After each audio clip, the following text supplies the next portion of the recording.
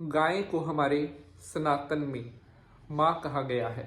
कहते हैं गाय जीवन देने वाली है और मरणोपरांत हमें भवसागर से उतारने वाली भी गाय है।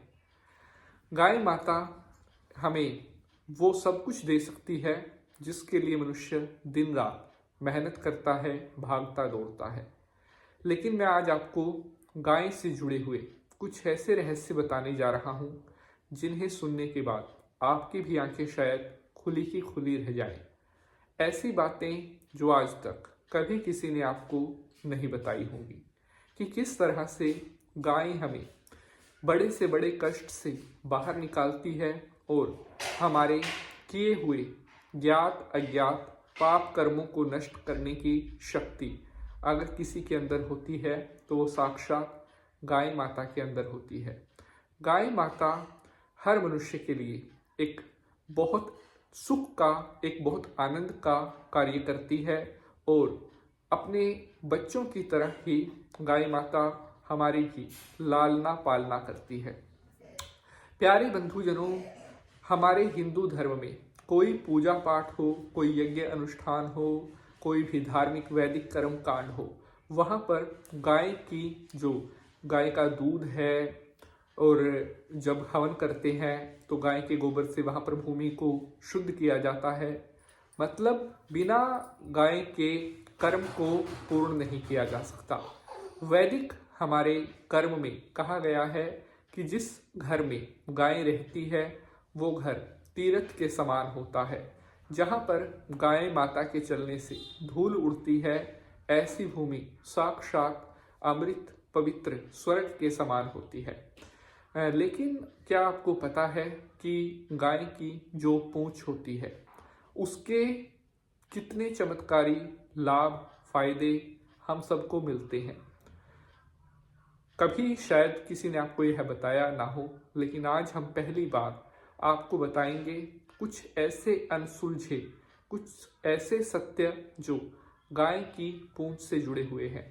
किस तरह से गाय का साक्षात आशीर्वाद आपको प्राप्त हो सकता है और आपके जीवन में आ रही हर बाधा, हर मुश्किल गाय माता की कृपा से दूर हो सकती है।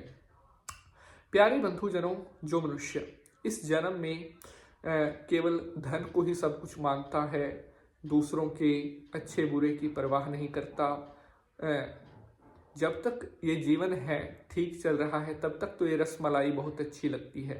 लेकिन जैसे जैसे बुढ़ापा आने लगता है और मृत्यु निकट आने लगती है, फिर मनुष्य को अपने किए गए कर्मों का आभास होता है कि मैंने अपने जो जीवन के अमूल्य वर्ष थे उनको बहुत गलत मैंने गुजार दिया।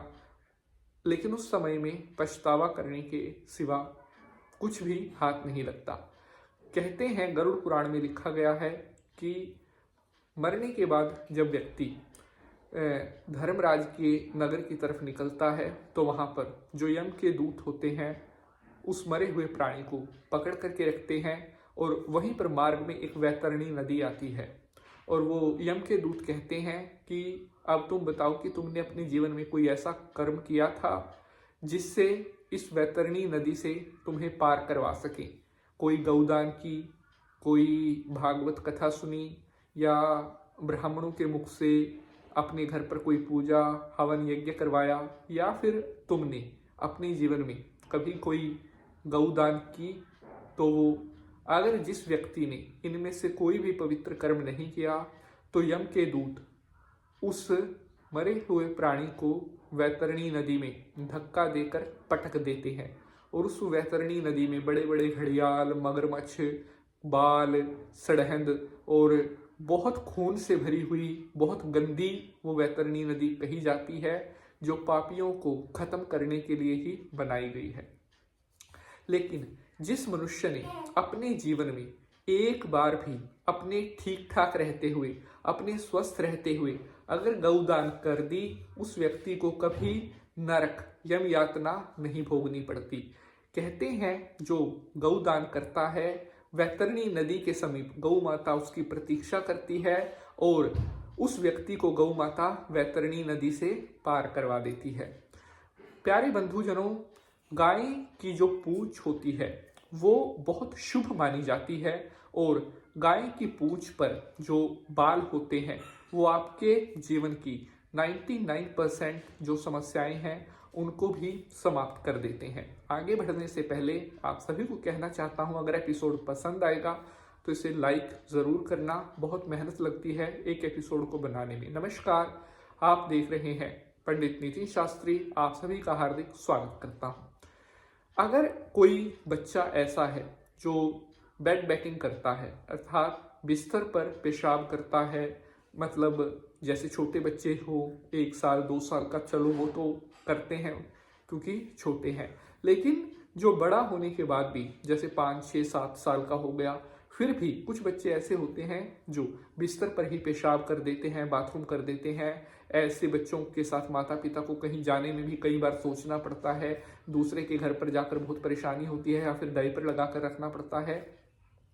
तो अगर आप गौ माता का जो उनकी पूंछ होती है, किसी गौशाला में आप जाएं, वहाँ पर अपने हाथ से 101 रुपये का 151 रुपये का हरा चारा आपने जो गौशाला में रहने वाले जो वहाँ पर सेवा करते हैं उनको वो घास देकर बोलना है कि आप ये गौ माता को खिला दीजिए और इनकी पूंछ से थोड़ा सा बाल 1 2 4 बाल आप हमें निकाल कर दे दीजिए। तो वो आपको निकाल कर दे देंगे और उन्हें आपने एक ताबीज़ में डालकर, जो गाय के बाल आप लेकर आए हो, एक ताबीज़ में डालकर, और जो बच्चा बिस्तर पर बाथरूम पेशाब करता है उसके गले में आप उसे धारण करवा दीजिए। भगवान की कृपा से कुछ दिनों में ही बच्चे को आ रही इस समस्या परेशानी से मुक्ति मिलनी शुरू हो जाएगी। लेकिन इसका मतलब ये नहीं है कि अगर उसके साथ वो कोई दवाई कोई या डॉक्टरी ट्रीटमेंट लेता है तो वो आप ले लीजिए। ये एक टोटका है जो उस दवाई को काम करने में कई ज़्यादा गुना उसकी हेल्प कर देगा।